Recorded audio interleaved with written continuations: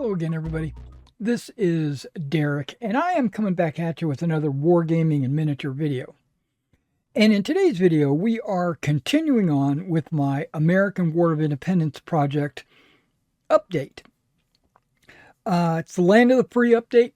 I've got a few pieces of information and a lot of figures to show what I've done. And we're going to revisit a couple of units just to show that I did touch up some of the, touch them up a little bit. Okay, primarily this is Dearborn's Light Infantry, and you'll see that I went ahead and painted the edge of the bases black, but I painted the back of the stand white, because that's his facing color. So when you have them on the table, if there's another unit near them or whatever, you should be able to tell the difference. Or I should say, you could be able to tell which stands go with which unit.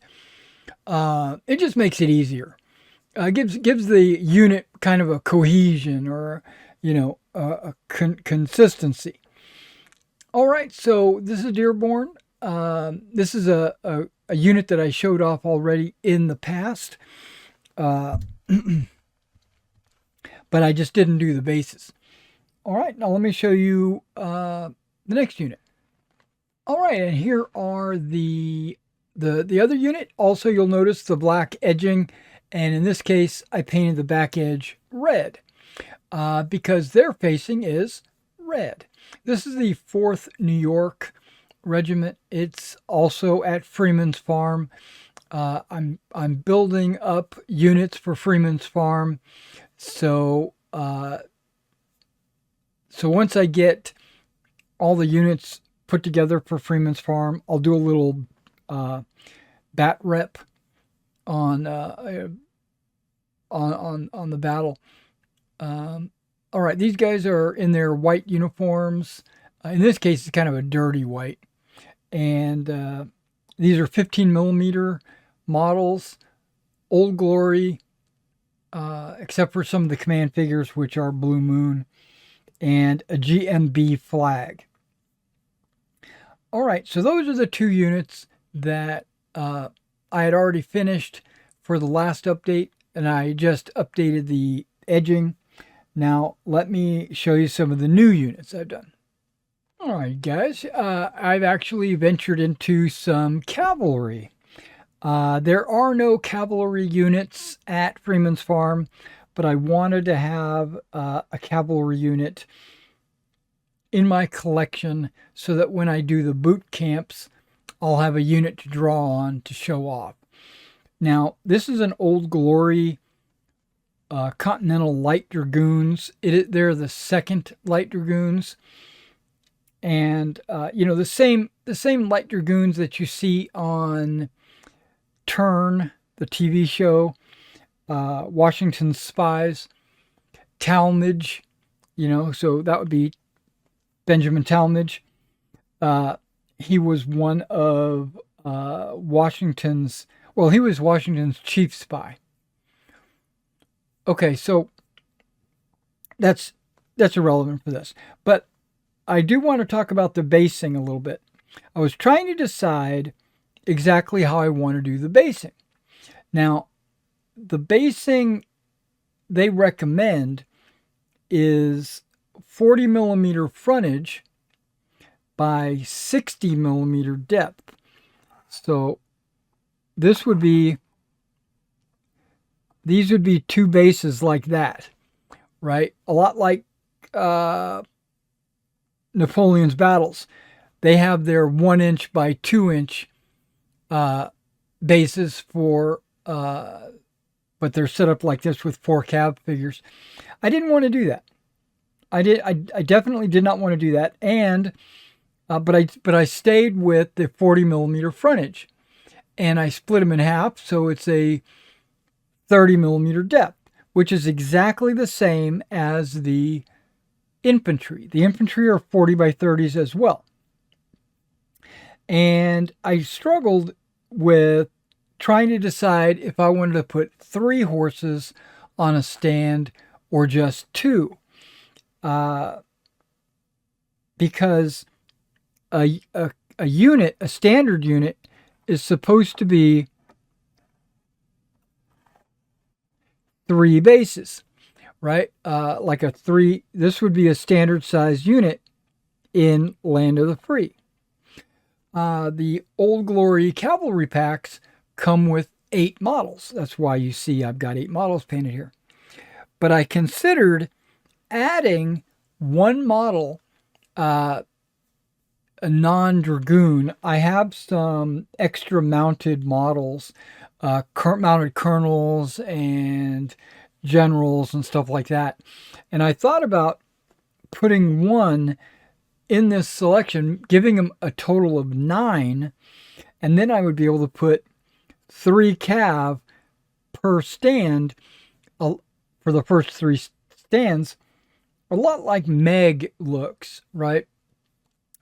But I decided against that because American War of Independence Cavalry is not your, and also they're not heavy cav, but they're not like melee cavalry. They can be melee, obviously, but light dragoons are the kind of unit that can run in and dismount and stuff like that.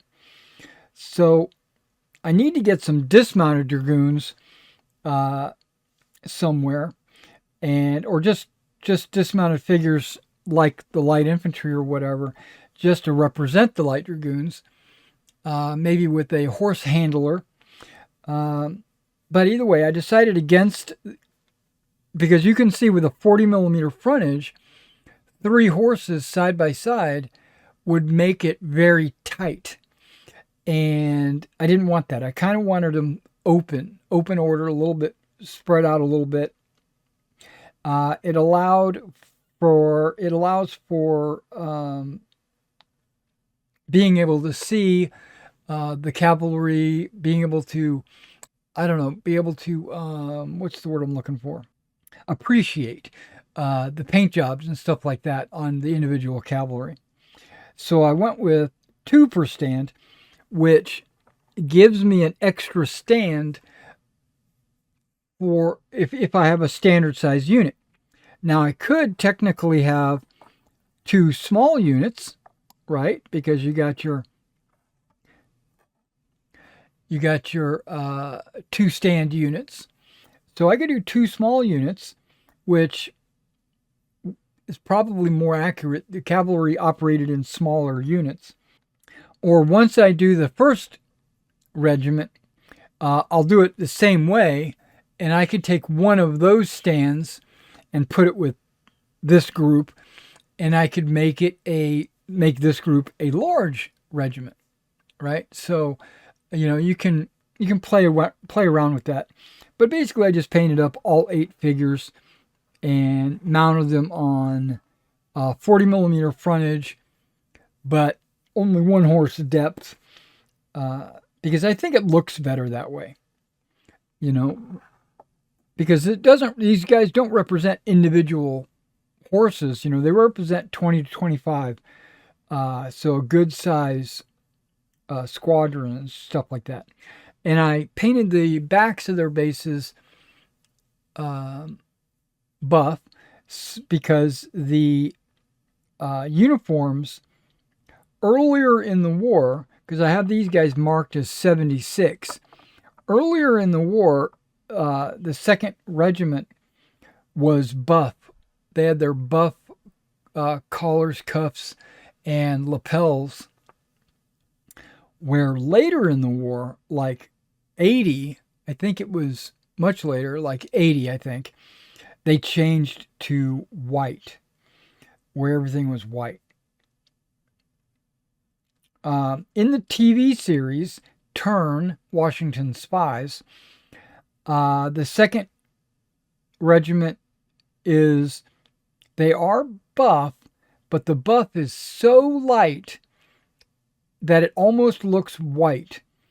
So I just by basing everything off of the TV series, I was thinking, I'm going to need to paint them white.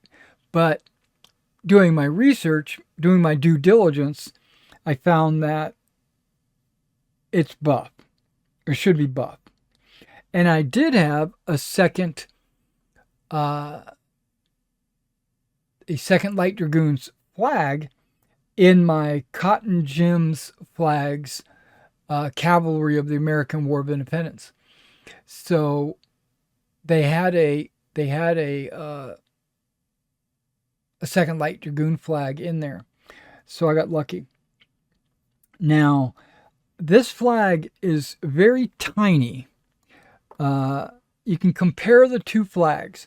Like this is the New York flag, and that's the Second Light Dragoons flag. It's an extremely tiny flag, but when I went to put it on the standard bearer, it was still too big. I was like, wow, this standard bearer barely has any room for a flag. So I did a little trimming on the bottom of the flag so that it'll fit over his hand. A little 45-degree angle cut there. And I also wound up painting the edges white because, red because the white was shining through. All right, so let me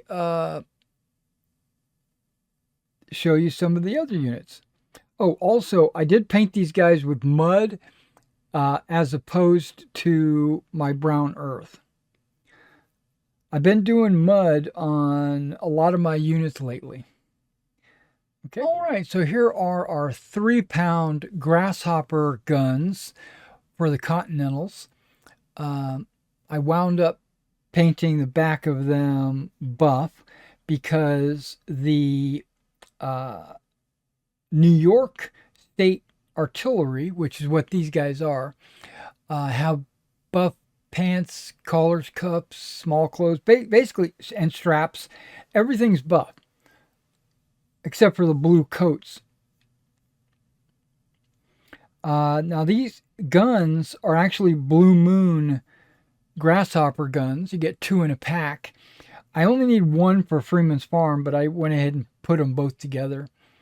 So this is a Continental grasshopper gun unit from New York. All right, let me show you the next one.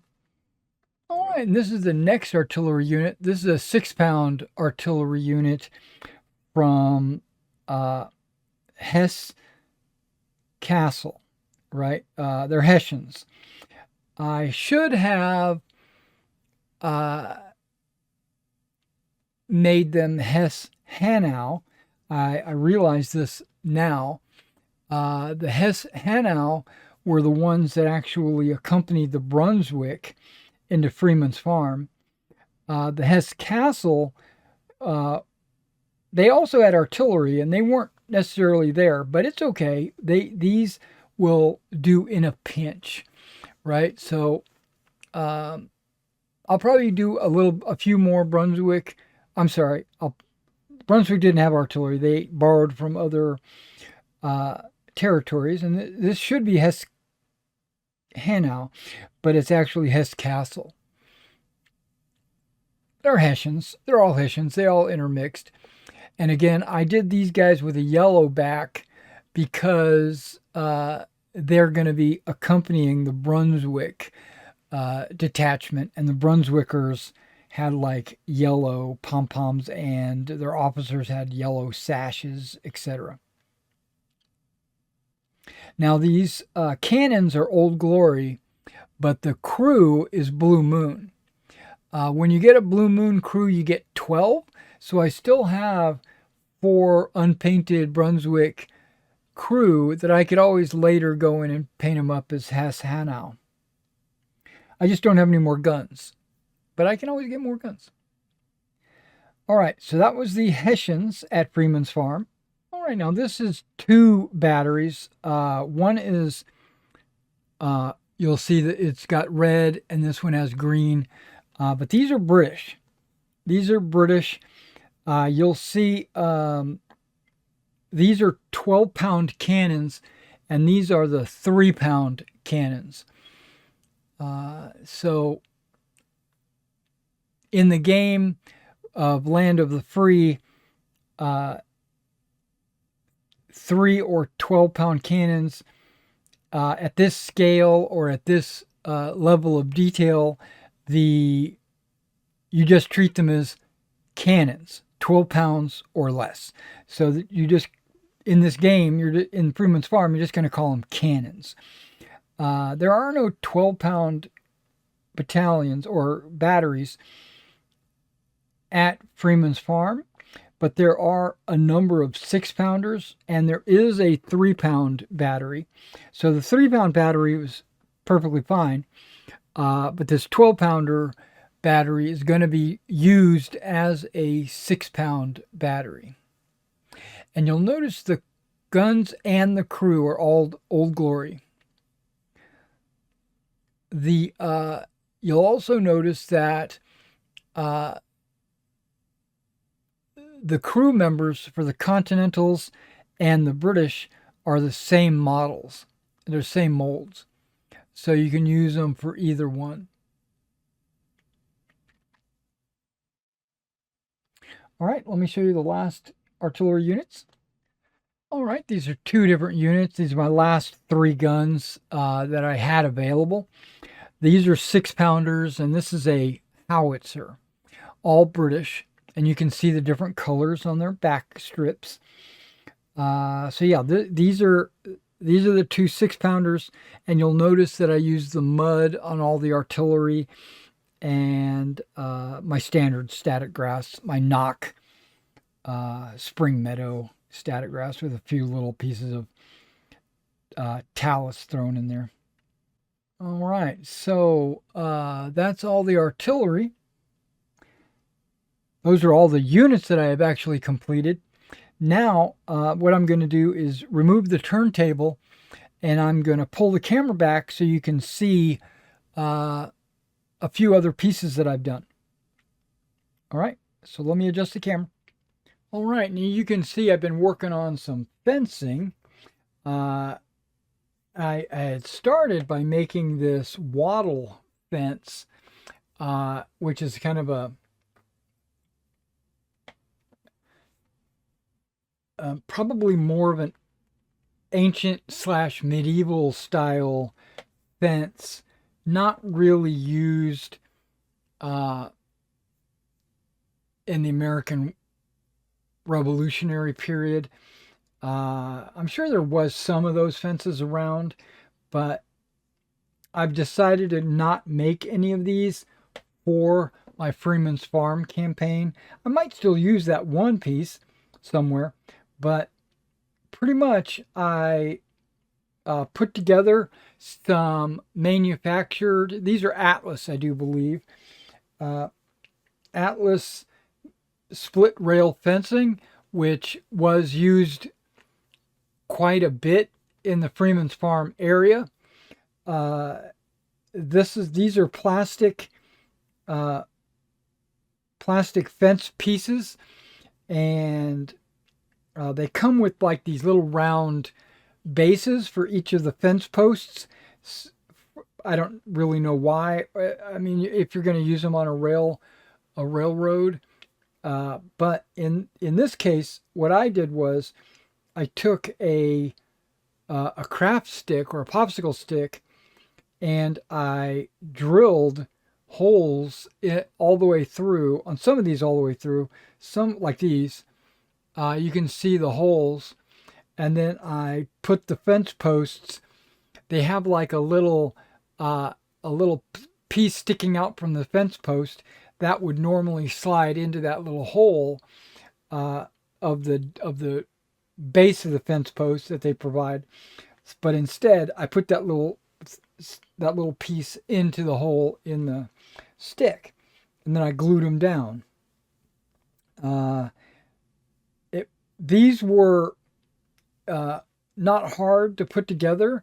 It was just time consuming because I had to use my pin vise and drill out each of the holes, which is 4 of them per fence here, and because I wanted it to be sturdy.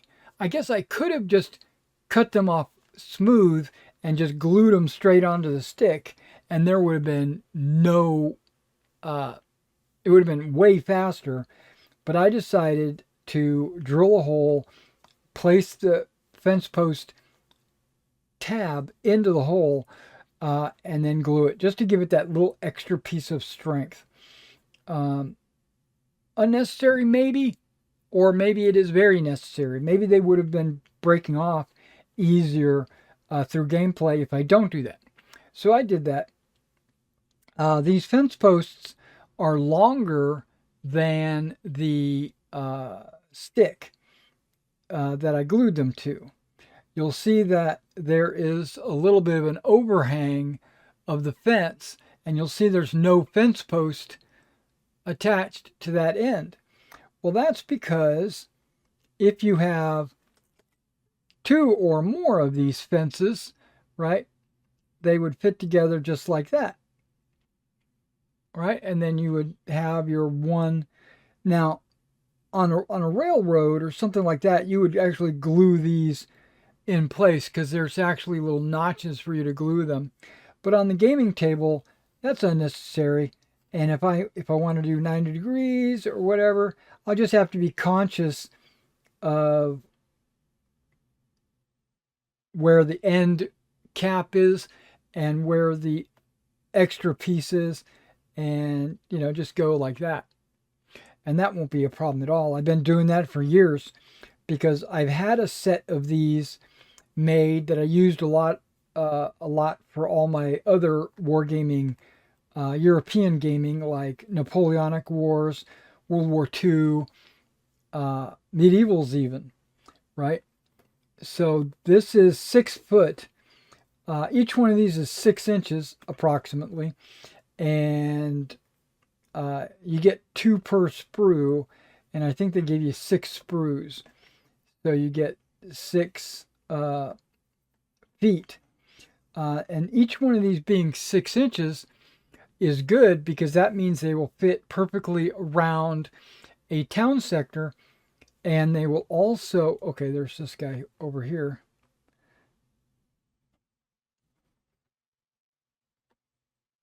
I was like 1, 2, 3, 4, 5, 6. Yeah, 6 feet of them. But if I put four of them together, I could make a square around a town sector, or I could make 6 inch square fields, pod fields, uh, or I could even put uh, two uh, two parallel and then one across, and then I'd have like a 1 foot by 6 inch field or whatever. I can do whatever I want with these guys. You can put them at angles, you can form them around roads, you can do whatever you want. In my 1/72 collection, I've got quite a bit of 1/72 scraps, and I was looking for other things like maybe other fences that I had not put together or something like that, and I found these obstacles. These are from an Italeri or Eschi uh, obstacle or barricade kit. Maybe a not a Revolutionary War, but maybe a Civil War or something like that. But they're X's, right? So, and they're only like 2 inches long. So uh, now I thought about getting one popsicle stick and then putting all of these on one, making it straight.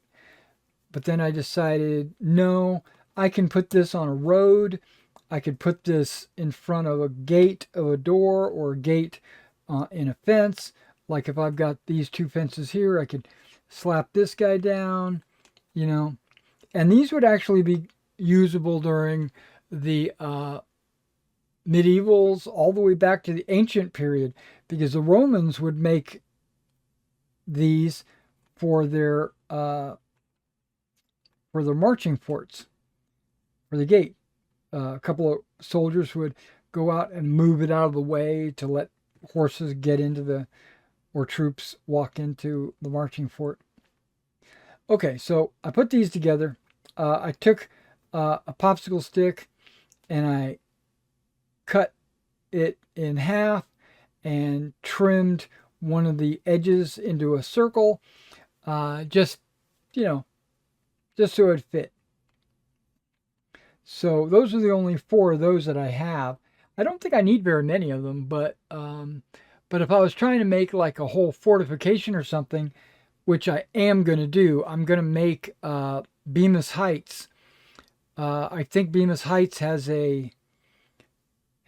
like a little, maybe not Bemis Heights, maybe it's yeah, yes, Bemis Heights, but also at Freeman's Farm, there's also a fort that the British occupy with their artillery pieces and stuff like that. I think I'm going to make that as well. But it's going to be modular. The walls are going to be put on sticks like this, and they can be moved, stuff like that. So I plan to do that soon. Not not imminently soon, but fairly soon. And then here are some S or zigzag fences, S fences. These guys are all scratch built. This first one, I used a square dowel rod that I bought specifically to make these fences. And I got it, it's like 3 millimeters. So it was way too big. I consider that, okay, it's the right height and all, same height, but you'll notice this is only 2 deep, right? Where these are 3 deep or 3 high. The I mean, it works fine and it looks good and everything, but I wanted the lumber to be a little bit thinner. So I went with I had a bag when I was looking through all my stuff.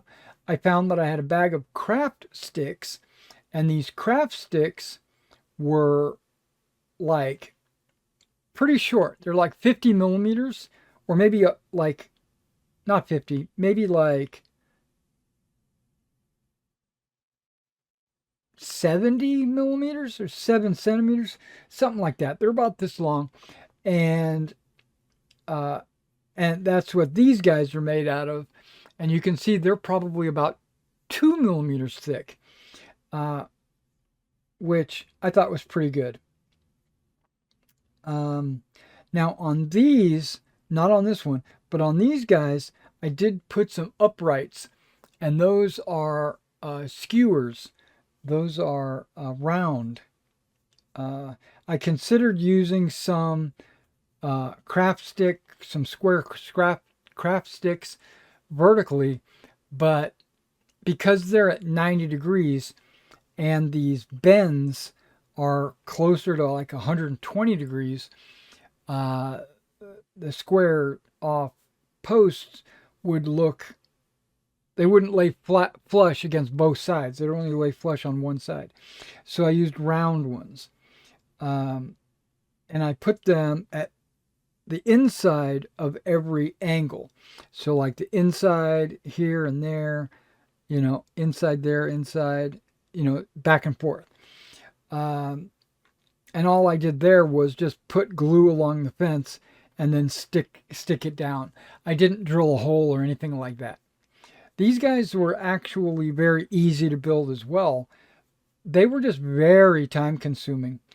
I had to cut these craft sticks down to the length that I wanted, which in this case was 30 millimeters.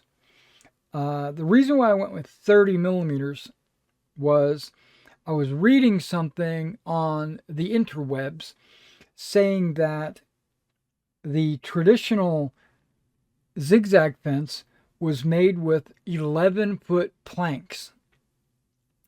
And I was thinking if a 15 millimeter model was 15 millimeters to 6 feet, but that's only from foot to eyes. So that's really only about 5.5 feet.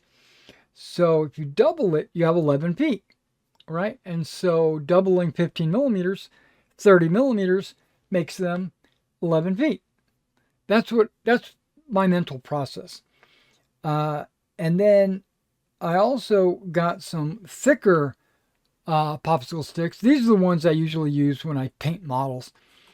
I wish I could have used these, but when you're talking about the zigzag fence, it takes up more real estate. So I made these sticks a little bit wider. You don't even need, honestly, you don't even need a stick. If you glue it together, they'll stand up on their own. But I wanted to put a base, giving them a little extra strength, and yeah, just making it so that they are sturdier and I can store them better and stuff like that. So they won't fall apart or anything. Okay, so you'll notice a couple of different things. One of them is I have a couple of these with gates. You'll see that I've got these gates. Well, these two gates came off of these plastic sprues for these fences. Each sprue had one gate. So I actually have 6 of these gates. I got 4 more that are still ready to be used. Now I plan to use those gates on hedges and walls.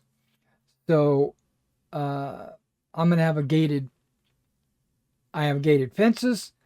I already have a bunch of these gates because remember, this is my second set.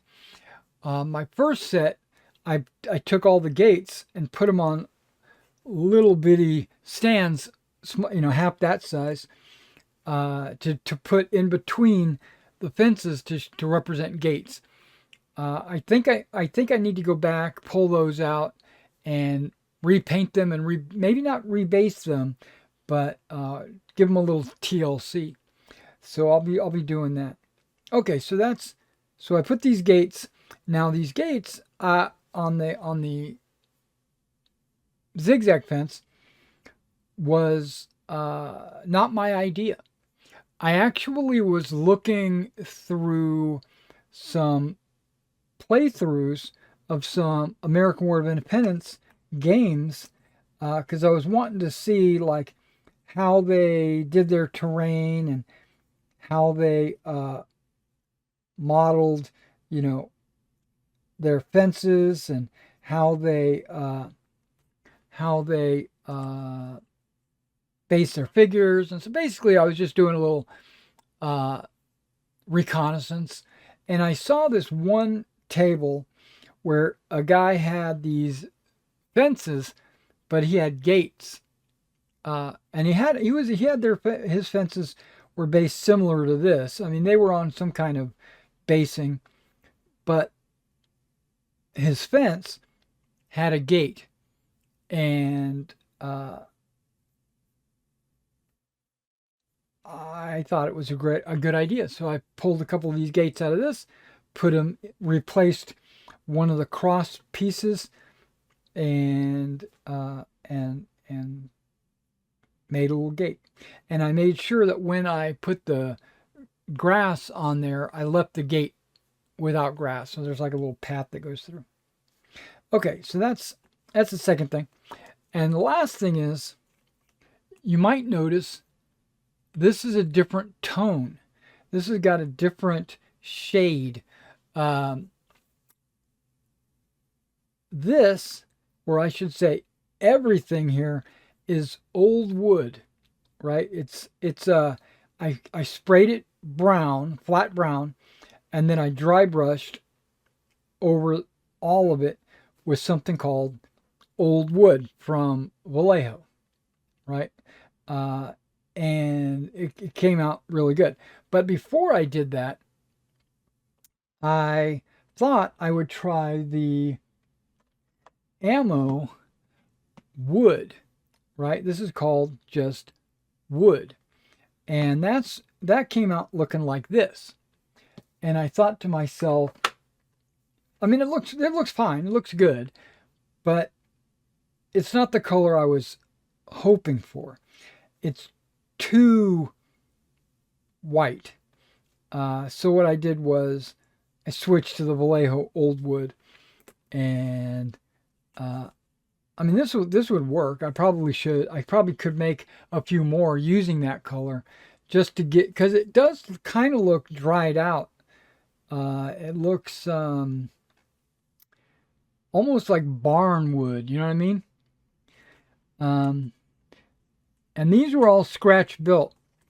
So there's 3 feet of zigzag fencing. I think I've got one or two more that I made years ago. Uh, and then I've got 12 feet of fences like this. So I don't know if that's going to be enough for a table or not, but we're going to go with this. And I might do a tutorial because I got a lot of extra uh, wood that I cut that I did not glue together. And I might do a tutorial on how I made these, because these fences would be good for American War of Independence or even the Revolutionary War. You know, all the way through 7 Years' War, Revolutionary War, Civil War. Those will all be good. Mostly Americana. I don't think I've seen any fencing like that in Europe.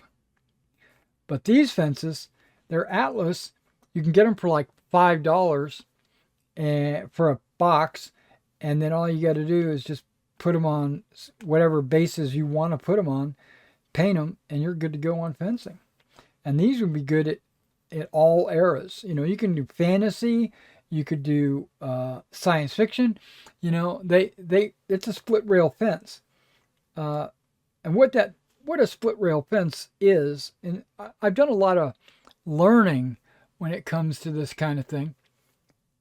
The fence post, has a hole all the way through, and this wood goes through the hole so that it's a split rail. The rail is split. It has a hole in it, so you can drive and go all the way through. Now, funny I say that, because I have two more.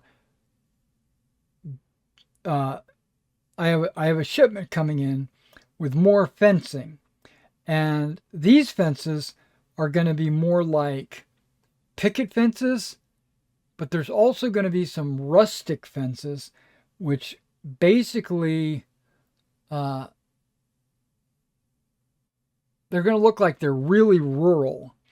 And there's also some picket fences, and there's also some board fences. When I say board, you might have a neighbor that's got a fence around his house, and these fences, the upright wood is butted up against each other, so you can't see through. So there's a few of these fences like that, and those are also common in the towns, not so much out in the wilderness. So I might put some of those on town sectors, as well as the picket fence, and as well as there's something else. I think they come with gates, and I think one of them is a metal, like a wrought iron fence. So I'm excited to get those in, because one of the packs is like a variety pack. So I'm excited about that.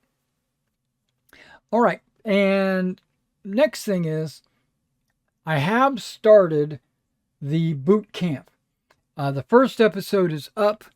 It talks about the introduction to Land of the Free. It doesn't really say much. It's just the introduction. So it talks about like what the rules are intending. I talk about what chapters are coming up and stuff like that. And it's basically just overview. And so that's already edited and uploaded onto YouTube. So you should check that out. And finally, if you are shopping for anything for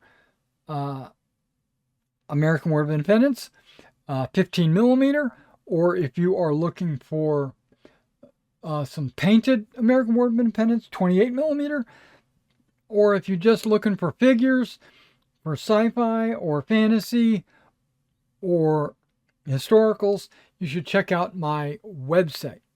It's an eBay store. You can go there, you can browse my products there. I also do commissions.